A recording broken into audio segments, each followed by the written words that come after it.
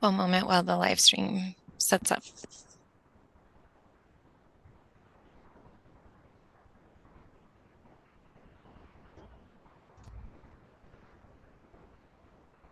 Perfect.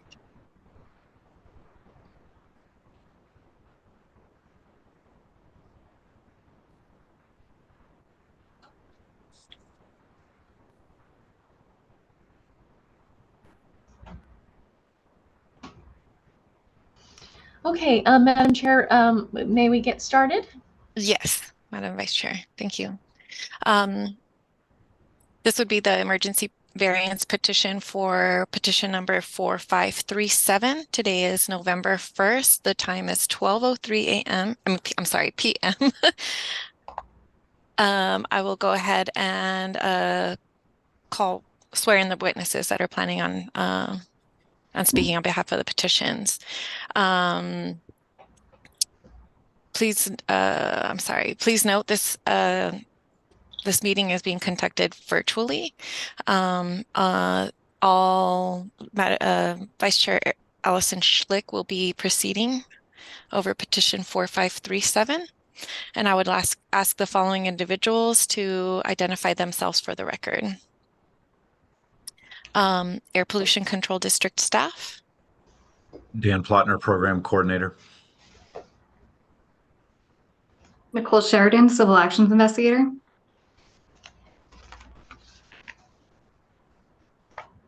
Nathan Gutzwiller, Senior Chemist. Thank you. Just for the record, all council is not present for today's meeting, but will be available offline if so needed. I will now swear in those that wish to provide testimony on today's agenda. This includes petitioners, respondents, and APCD staff. Please raise your right hand for the swearing in.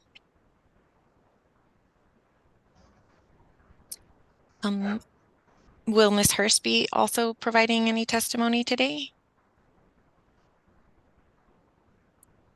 Thank you. Do you solemnly swear or affirm that the testimony given the matter before this hearing board is the truth, the whole truth, and nothing but the truth? Yeah. Yes. Yes, I do. Thank you. Madam Vice Chair? Okay, let's get started. Thank you. Madam Clerk, so for an emergency variance request, who do we typically start with? Do we start with the petitioner? Madam Vice Chair, yes, we would start with the district as usual, as standard procedure. In addition, it is a very informal meeting, so Yes. you can run it however it suits you best. Okay, district from the Air Pollution Control District staff, Dan, Nathan, and Nicole. Could you outline kind of your findings or what's needed, your stance on the request for emergency variance here? We can do that. Nicole has something prepared. Okay, great. Thank you. Good afternoon. My name is Nicole Sheridan. I'm a Civil Actions Investigator with the San Diego County Air Pollution Control District.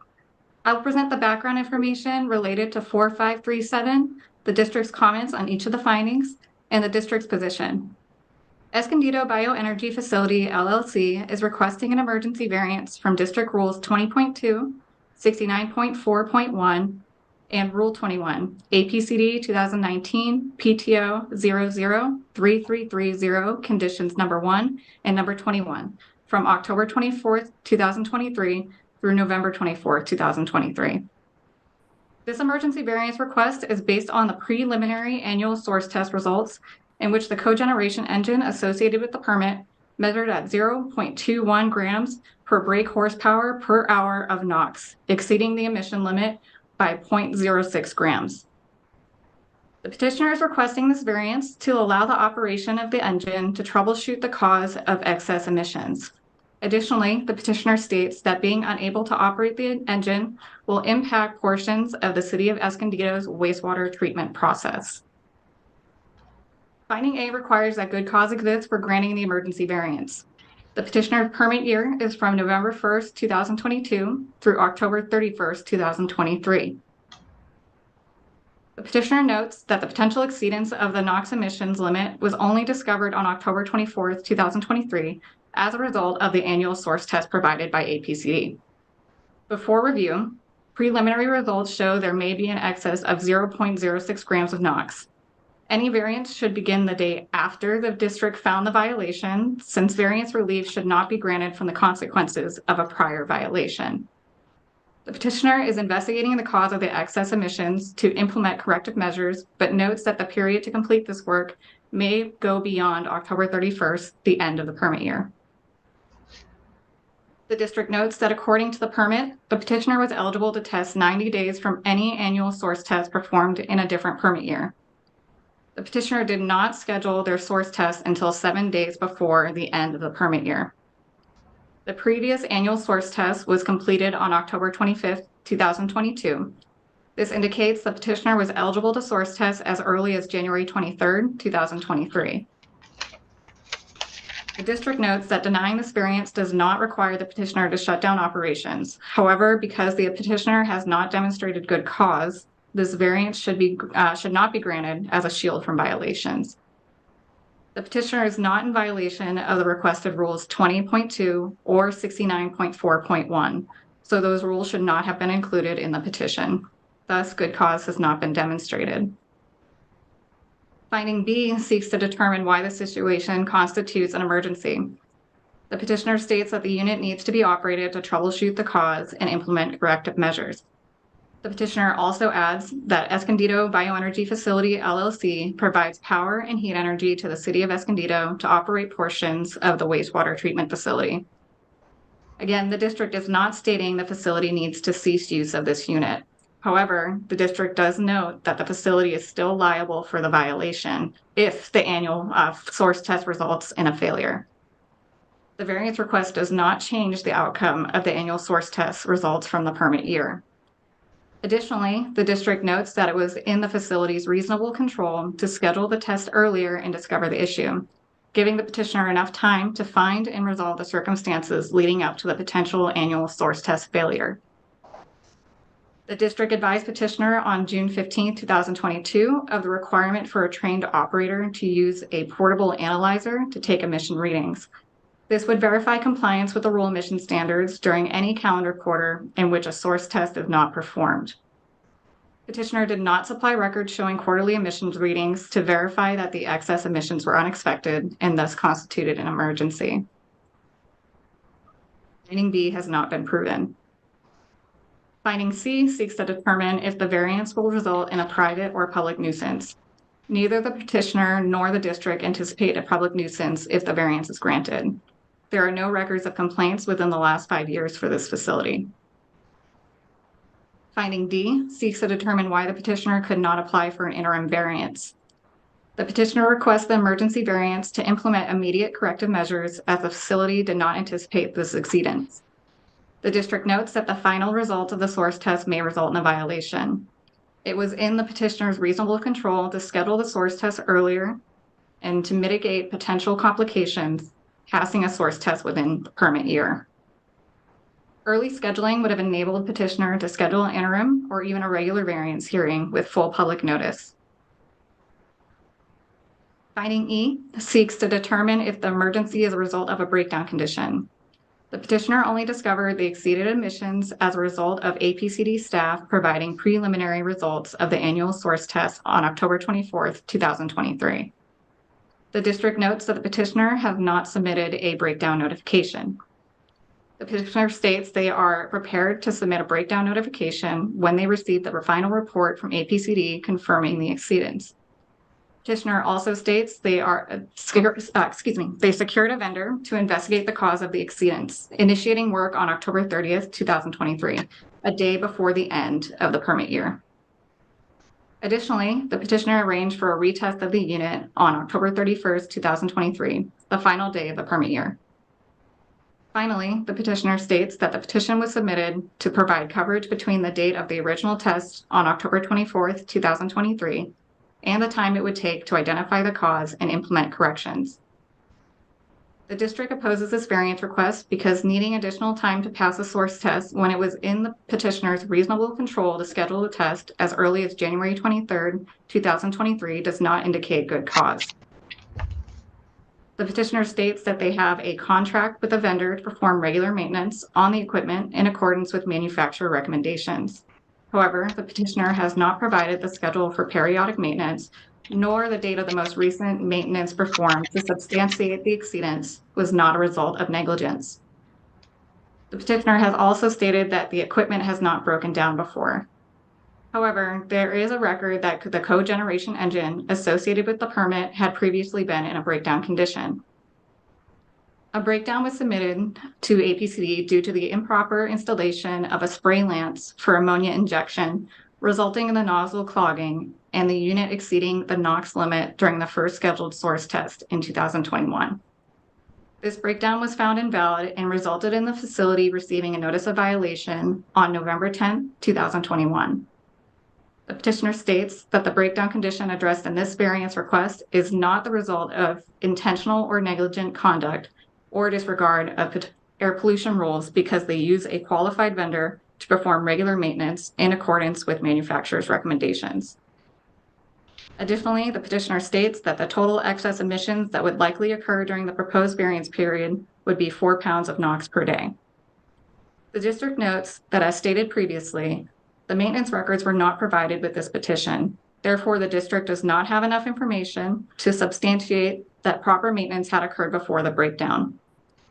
In summary, the district does not see either good cause or an emergency situation for this petition, so we are opposing it.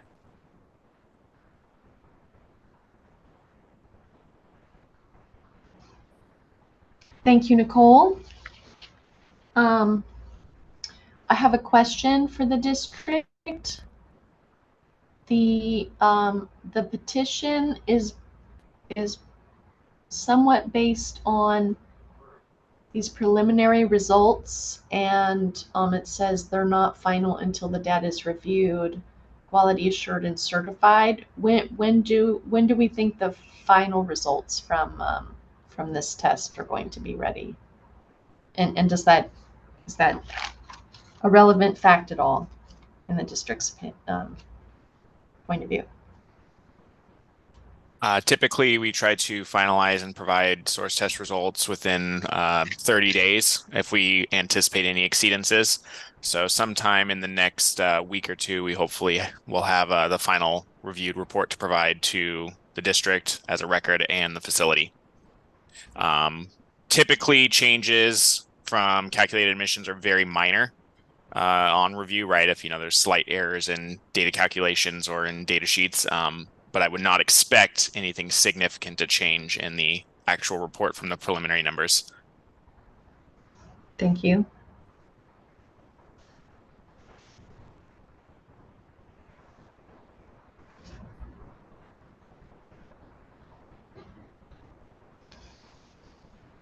Dan, do you have anything additional to add?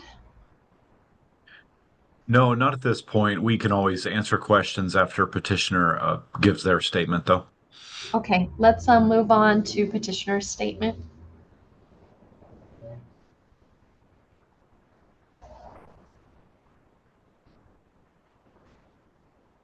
I believe you're on mute, John.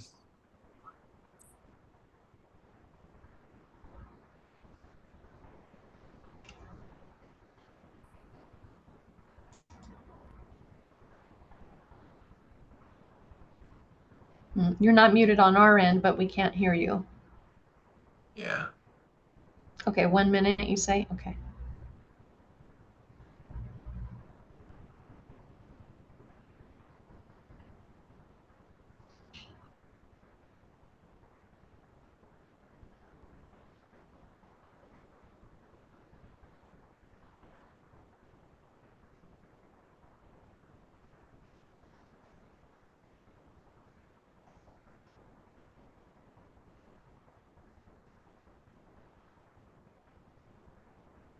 You guys hear me now? Yes. But you're echoing, so make sure you're cell I phone was on the is. phone, but I wasn't muted on my end, but apparently I was muted maybe in the meeting. Sometimes that happens. Yeah, sorry. Thank you. Appreciate everybody's time today. Thank you, Vice Chair, for hearing us out. Man, that was a lot. I'm not as maybe structured, or I haven't been through this before. So Nicole, great job hitting all the points. Vice Chair, if you have any questions that I didn't answer or address based off Nicole's concerns, please feel free to follow up or ask for better clarity. I captured a few things. I guess I wanted to talk about. Well, one, I wanted to clarify that yes, we did originally schedule this testing in August because of the very reason, the concerns that Nicole brought up. We wanted to make sure that there was adequate time to address, if there was any issues with the annual compliance testing, ensure that we had time to address those before the end of the compliance year, October 31st. That testing, unfortunately, the supplier of, so originally the testing was scheduled in August, got pushed into October. The reason for that is because annually we're required to change the SCR catalyst. It's a 1-year life for this CHP unit, and so we have to change it annually. And so we had originally issued a purchase order in March. There were some issues with the purchase order. That material ended up getting ordered in June. It should have been more than enough time to get here in time, but there was delays on the supply side of that catalyst. It did not end up arriving until October. We had delayed the August testing with Nathan's group, your test group, once into late September. When the catalyst still wasn't here in September, Nathan and Energia Escondido agreed to go ahead and test our other CHP, just to make sure it was done and out of the way and no issues. So we tested that one in September, and then the catalyst finally came in early October. We were able to then schedule the contractors to change it out. After you change the catalyst, you have to conduct 2 tunings, one of the engine to make sure the engine's tuned properly and emitting the right level of NOx, and then the catalyst itself. You have to make sure the urea injection's tuned and such. Unfortunately, leading into, that's a very tight timetable, as you might, get the catalyst here in October, get these tuning companies in, tune it all, and make sure it's ready to go.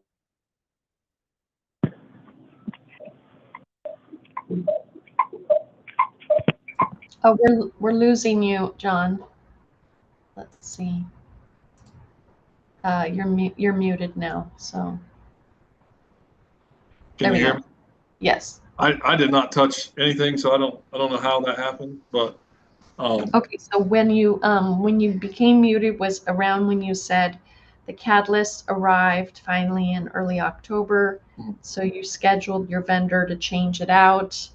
Then you had to do 2 tune-ups of the engine before, and then that's when you cut off. That's right. And unfortunately, Johnson Matthey, the catalyst supplier that tunes the catalyst after you make sure the engine's operating correctly, they came the day before the 23rd, and unfortunately their test equipment had failed. It was malfunctioning, it was working correctly, but we went ahead with the testing, hoping and believing that we were likely okay. It was brand new catalyst, the engine had been tuned. We went ahead with the testing on the 23rd, knowing that we're up against, the end of the calendar year, and we had to get this testing done. Unfortunately, those are the results that we now have, and it proved that we were not in compliance. We're currently working with Johnson Matthey and the engine service contract company, 2G, the OEM, and trying to get them both on site at the exact same time with the functioning test equipment to work together to tune out this engine train to ensure we're below compliance. We didn't. So that was the sequencing on why did the petitioner, why did we wait till the end of the year? Well, we didn't want to wait. There was a supply chain issue with the catalyst. It didn't come in until October. We went ahead and proactively moved forward with testing our other unit to make sure it didn't get into the same situation. We we tested it in September. As far as the breakdown and calling that in, you know, we contacted our compliance consultants and specialists and said, you know, well, technically we don't have, you know, I mean, we have symptoms that we're out of compliance, but we don't know for certain that we're out of compliance on this equipment. So we've held back calling in the breakdown. In fact, our lead operator, Al DeLuna, is on. He's talked to the district and said as soon as they release those formal results, our intentions were within 2 hours, which is a requirement to call in the breakdown. We're intending to call in the breakdown, assuming that those formal results likely, as Nathan suggested, would be over the permit limit. But, you know, legally, we don't know for sure we're in a breakdown condition until we know for sure, right? And that we thought that was the right approach. It was not from any malintent. You know, we're just trying to take the right steps at the right times and not, it didn't seem sequential to us that before we know for certain if we're in a breakdown condition and excess emissions, to call it in prematurely. So again, that was the thinking and the reasoning behind the breakdown, and why we haven't called in a breakdown yet. As far as maintenance records go, I'm happy to release, pull together, you know, we have monthly maintenance items, monthly PMs. We have a service contract with 2G, who's the engine OEM. They're out monthly with their service team. You know, we do annual maintenance, semi-annual maintenance on these engines. We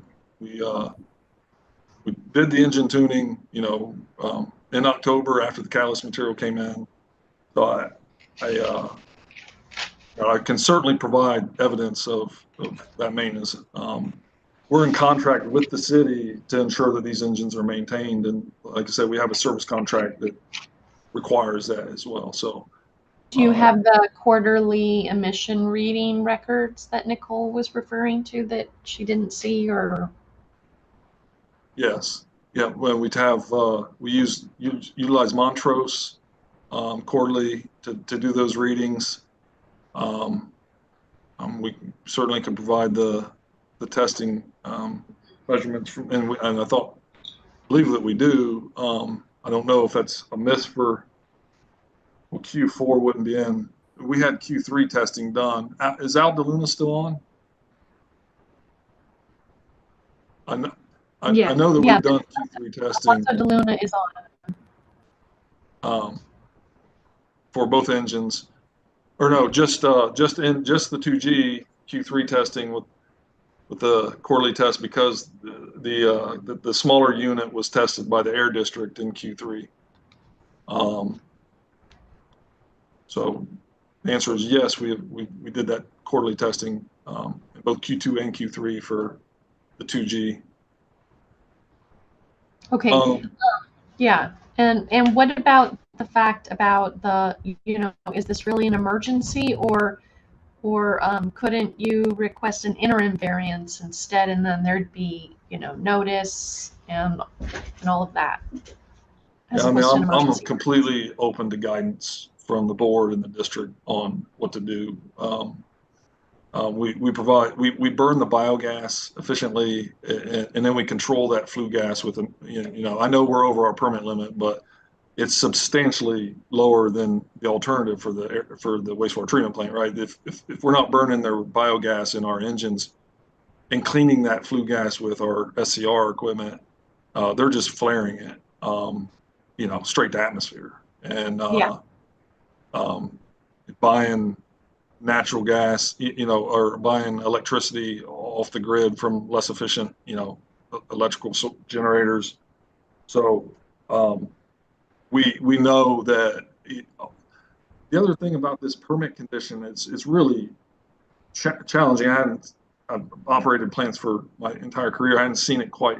This is a restrictive condition, right? You have to not only do the test, but show compliance to the test before the end of the calendar year. Usually it's qualified, you guys know, qualified quarters, and then if you qualify the quarter, then there's a grace period at the end of the year. There is no grace period. Like, this is just end of the deadline. You have to have the test and you have to show compliance. So I'm not sure. I know that we're past the deadline now. It's November 1st. I know that likely we're going to get results that show us, marginally above our permit limit on NOx.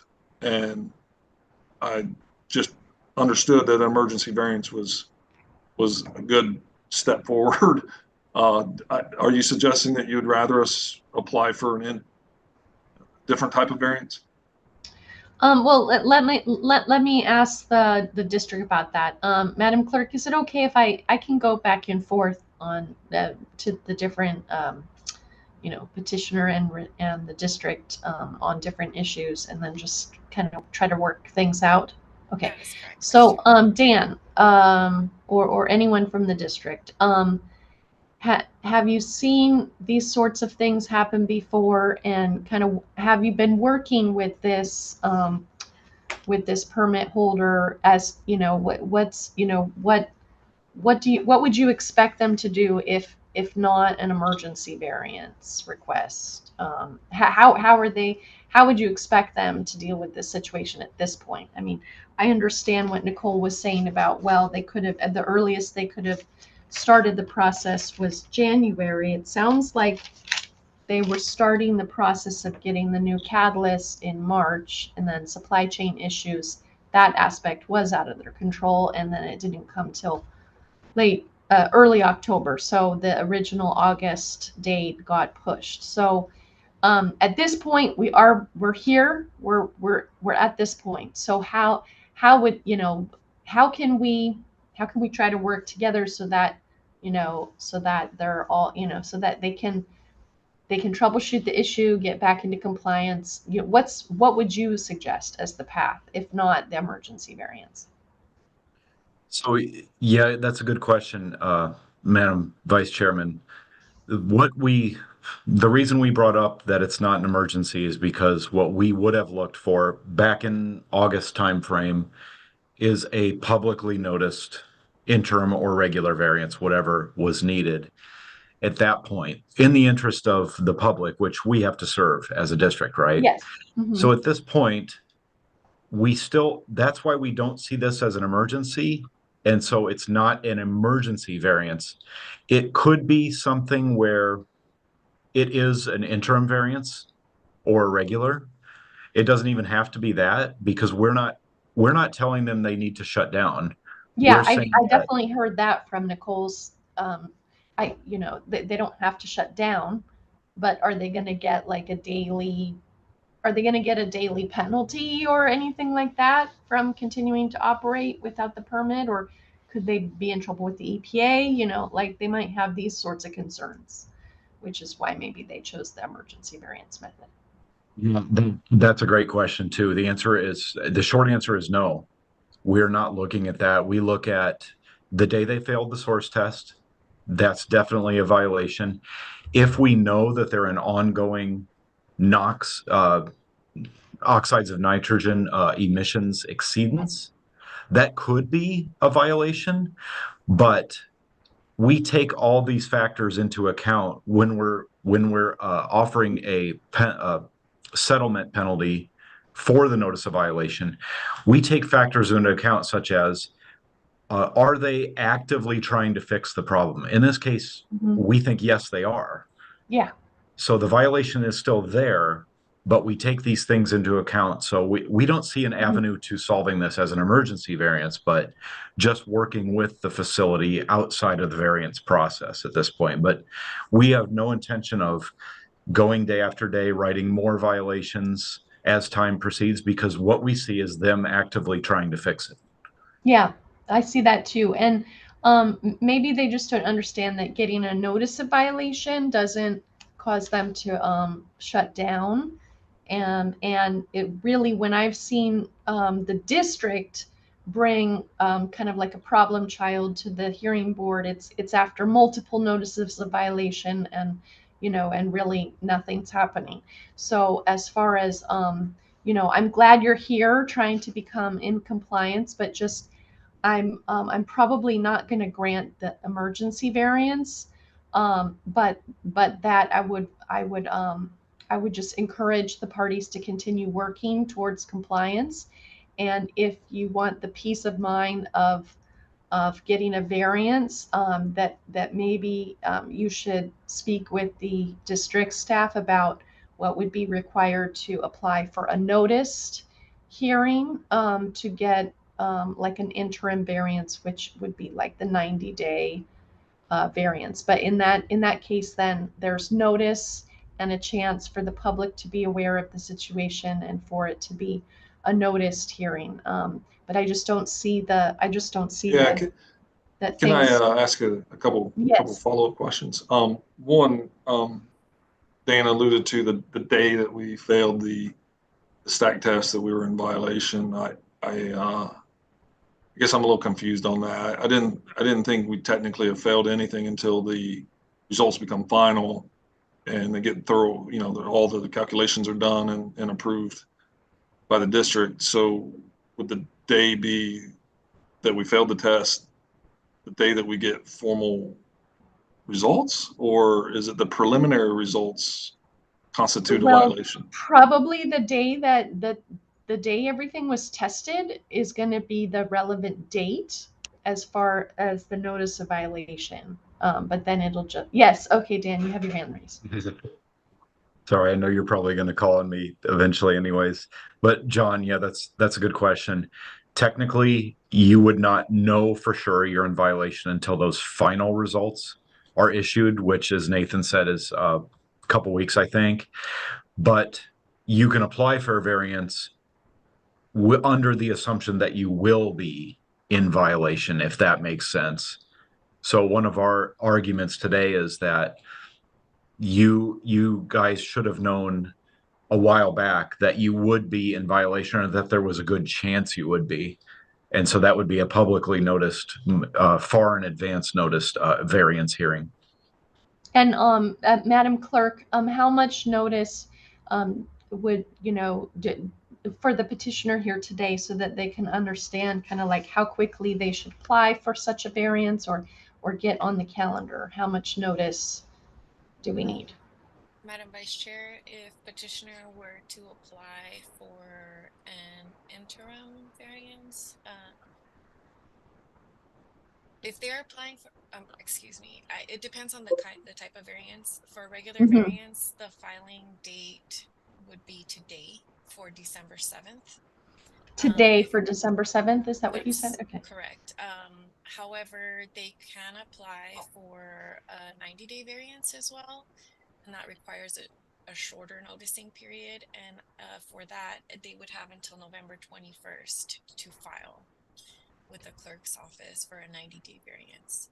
And that would be for the December 6th December meeting? 7th meeting. That's correct. Yeah, because that's our next hearing board meeting.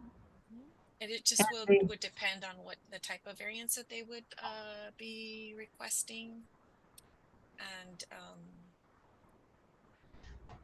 yeah, I mean, yes. So, and is there staff at the district that can, kind of help them understand the differences between these, or are they, do they have to, seek an attorney or something?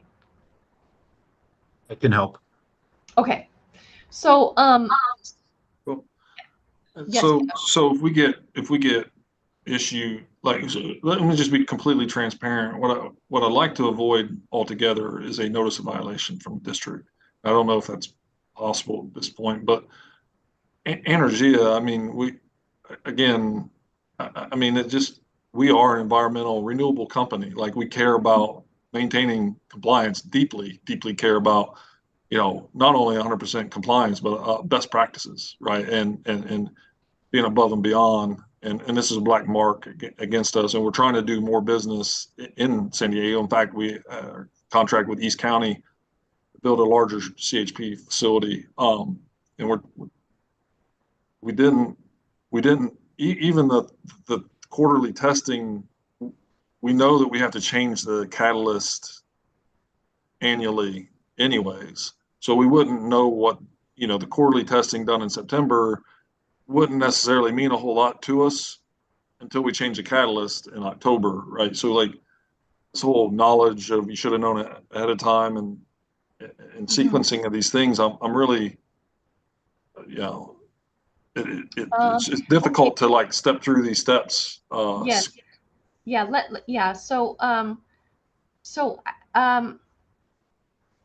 Yeah, I mean, I would just say that, you know, if I were to try to analyze, not analyze, give you an analogy to something that's, you know, maybe more kind of common, like maybe this is kind of like maybe like a speeding ticket on the if you were driving down the road. But this hearing is kind of like an ex parte, you know, we're coming into court. So this is not really a vehicle for dealing with a notice of violation that you don't want to get. This is more of a vehicle for dealing with the larger problems of, you know, maybe being shut down or being denied your permit altogether. I don't think it's not clear to me that you're being denied the permit. And if you are denied a permit, then you have to request a permit. There's different permit appeals that would be later. So it just seems like this is premature. It's just bringing this as an emergency variance. We're not in an emergency yet, and so I'm inclined to not grant the emergency variance. But I welcome you to continue working with the district to achieve compliance. It looks totally possible. It looks like you guys can work together on this. And if you want to apply for an interim variance, Madam Clerk mentioned that you could do that today so that you could be heard on whatever happens on this. And regarding your permit and any of the final results that you'll get later this month, you could already apply today if needed, or apply by the 21st for the shortest variance, which is a 90-day variance. So, and I believe, Madam Chair, if we grant the 90-day variance at the next hearing board meeting, does it go back retroactively to the date of violation? The board can decide to. We could. It is possible. Yes. Okay. So I just wanted to kind of share. Those are some of your options, sir. I appreciate it very much. I appreciate everybody's time. I apologize. It does sound like maybe premature, or maybe they're not the right platform, but we were worried about being shut down as well. I mean, it would just be catastrophic for the facility. Yes. From our vantage point anyways. Yes, so thank you all. I don't need to take up any more of your time. I think it's straightforward. Dan, thank you for being willing to work with us. And if we have any questions, we'll just ask you, Nathan. Great. And Nicole, appreciate everybody's time today. Yes. Okay, good. Thanks, John. All right. So any other questions or issues? Vice Chair, can you clarify? I can barely hear you, Mia. I apologize. Can you please clarify the outcome? Yes, the outcome today is the emergency variance is denied. And the findings is that that it's not primarily under the element B, the situation as outlined in the request constitutes an emergency. This is not an emergency. This is premature to be an emergency. There's no breakdown condition that was called in yet, and the parties can still continue working on compliance, and this can be brought as a different sort of variance request as a noticed petition. So those are my findings today. Okay, I think you said thank you, but you're muted. Okay, thank you. So that will conclude today's meeting. Thank you all. Thank you.